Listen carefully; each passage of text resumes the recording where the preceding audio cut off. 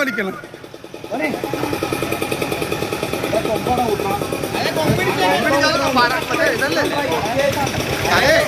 വളവറക്കൊമ്പല്ലേ?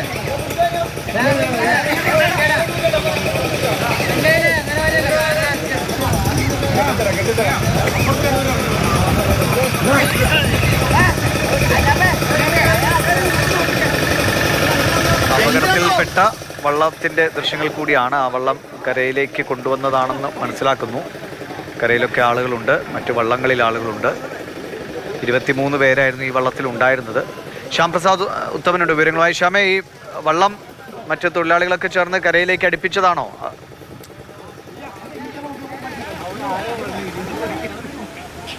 ദിവിഷ, അതായത് അല്പം മുമ്പ് കണ്ട ദൃശ്യങ്ങൾ, അതായത് ഈ മുങ്ങിയ വള്ളമാണ്, ഇവർ സഞ്ചരിച്ച ആ വള്ളമാണ്. അത് ഏകദേശം 1.5 കിലോമീറ്റർ അധികം ദൂരം പിന്നിട്ടു എന്നതാണ് നമുക്കറിയാൻ കഴിയുക. 1.5 കിലോമീറ്റർ അധികം ദൂരം പിന്നിട്ട് പെരുമ്പളത്ത് മുക്കം ജെട്ടിയിൽ ആ വള്ളം പിടിച്ച് നാട്ടുകാരിപ്പോൾ അവിടെ പിടിച്ച് കെട്ടിയിട്ടുണ്ട്. നാട്ടുകാരാണ് അത് കണ്ടത്. എന്തായാലും നിലവിൽ ആ വള്ളത്തിൻ്റെ ഏകദേശം ആ വള്ളം കണ്ടു കഴിഞ്ഞാൽ എത്ര അടി തോന്നും? അത്യാവശ്യം ഒരു 25-30 പേർക്ക് കയറാൻ പറ്റുന്ന മുഴുത്ത വെള്ളം തന്നെയാണ്. ഒരു അടിക്കണക്ക് പറയുകയാണെങ്കിൽ ഒരു 100 അടി താഴെയുള്ള ഒരു വെള്ളമാണ് നിലവിൽ.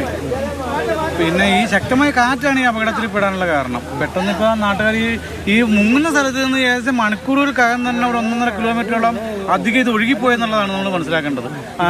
കിഴക്ക് മഴ പെയ്യുന്നതുകൊണ്ട് മലമേഖലയിൽ നിന്നുള്ള വെള്ളം നല്ല ഒഴുക്കുണ്ട്, ശക്തമായ ഒഴുക്കും പെട്ടെന്നുണ്ടായ ഈ കാറ്റുമാണ് ഈ അപകടത്തിലേക്ക് ഇന്ന് ഉണ്ടാകാനുള്ളൊരു മെയിൻ കാരണം. അതിലിപ്പം ഭാഗ്യവശാൽ ഒത്തിരി പേരെ രക്ഷപ്പെടുത്താൻ നാട്ടുകാർക്കും എല്ലാം കഴിഞ്ഞിട്ടുണ്ട്. ഒരാളെ മാത്രമാണ് ഇപ്പോൾ നിലവിൽ കാണാനില്ല എന്നുള്ള കാര്യം ഇപ്പോഴും അത് അങ്ങനെ തന്നെ ഒരു അവസ്ഥ നിൽക്കുകയാണ്. അതിന് പുരോഗതിയില്ല.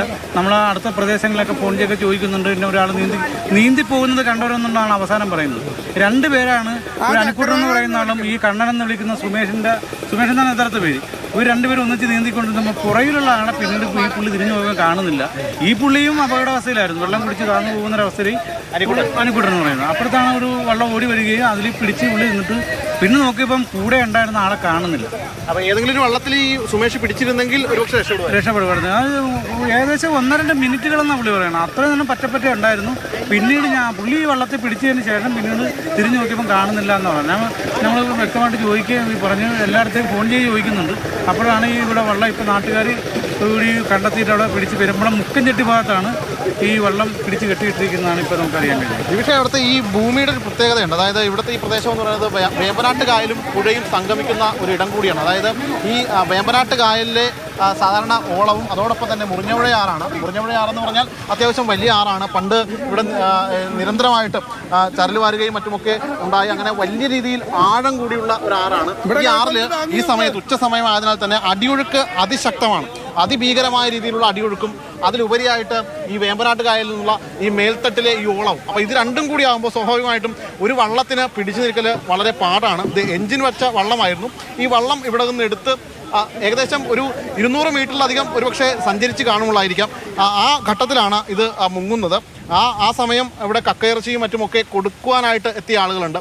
അങ്ങനെ കൊടുക്കുവാനെത്തിയ ആളുകളാണ് ആ ഘട്ടത്തിലുണ്ടായിരുന്നവർ ചെറുവഞ്ചിയുമായി ചെന്ന് ഇവരെ രക്ഷപ്പെടുത്തുന്നത്. ഇവരെ രക്ഷപ്പെടുത്തുക എന്ന് പറഞ്ഞാൽ സ്വാഭാവികമായിട്ടും ആ വള്ളം ശ്യാമിന്റെ നാടുകൂടിയാണ് ചെമ്പ്. അപ്പോൾ അവിടെ ഈ ഇത്തരം വള്ളത്തിലുള്ള യാത്രകളൊക്കെ അവിടെ എല്ലാവർക്കും പരിചിതമായ കാര്യമാണ്. ഇപ്പോൾ ഈ വെള്ളത്തിൻ്റെ അവസ്ഥ അല്ലെങ്കിൽ തിര ഇതൊക്കെ ഒരു അപകടകരമായ സ്ഥിതിയാണെങ്കിൽ പെട്ടെന്ന് മനസ്സിലാക്കാൻ കഴിയുന്ന ആളുകൾ കൂടിയാണ് അല്ലേ? അപ്പോൾ ഈ യാത്ര തുടങ്ങുന്നതിന് മുമ്പ് ഒരു അപകടസ്ഥിതി ഉണ്ടായിരുന്നോ, അതോ യാത്ര പുറപ്പെട്ട ഉടനെ പെട്ടെന്ന് കാലാവസ്ഥ മാറി മറിഞ്ഞതാണോ? അതായത് ഇവിടുത്തെ ആളുകളെ സംബന്ധിച്ചിടത്തോളം ഇവിടുത്തെ ആളുകൾക്ക് അത്യാവശ്യം നീന്തലും കാര്യങ്ങളൊക്കെ അറിയാവുന്നവരാണ്. കാരണം മത്സ്യത്തൊഴിലാളികളാണ്. ഈ ജലവുമായി, അതായത് ഈ ജലാശയവുമായിട്ട് ഏറെ ബന്ധമുള്ള ആളുകളാണ്.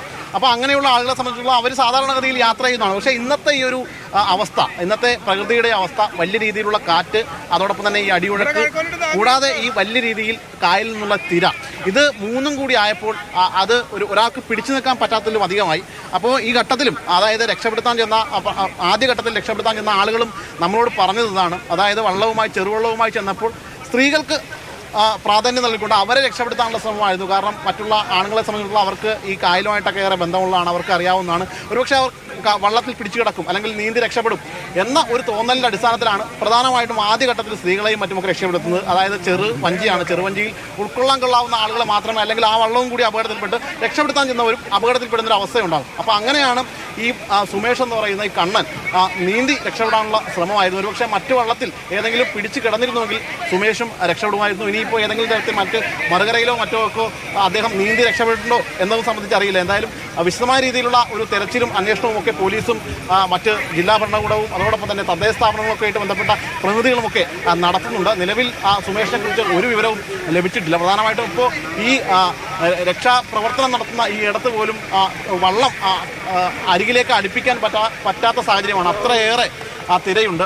ആ തിര ഇങ്ങനെ ശക്തമായി നിൽക്കുന്നതിനാൽ തന്നെ എവിടെയെങ്കിലും ഒരു സ്ഥലത്ത് ഇത് നങ്കൂരമിട്ട് അങ്ങനെ രക്ഷാപ്രവർത്തനം നടത്താനും പറ്റാത്തൊരു സാഹചര്യമാണ്. നിലവിൽ സ്കൂബ ടീമും മറ്റുമൊക്കെ ഈ കായലിലിറങ്ങി രക്ഷാപ്രവർത്തനം ഊർജിതമായി നടത്തിക്കൊണ്ടിരിക്കുകയാണ്. എന്തായാലും വലിയൊരു അപകടം. ഏകദേശം 22ഓളം ആളുകൾ ഉണ്ടായിരുന്ന ആ സ്ഥലത്ത് 21 പേരെ രക്ഷപ്പെടുത്താൻ പറ്റി എന്ന് പറയുന്നത് അത് വലിയൊരു കാര്യം തന്നെയാണ്. കാരണം ഈ ഒരു കാലാവസ്ഥയിൽ ആ ചെറുവള്ളങ്ങളുമായിട്ട് പോയി ഇവിടുത്തെ നാട്ടുകാർ അത്തരത്തിലൊരു രക്ഷാദൗത്യം ഇടപെടൽ നടത്തിയത് അത് ഏറെ പ്രശംസനീയമാണ്.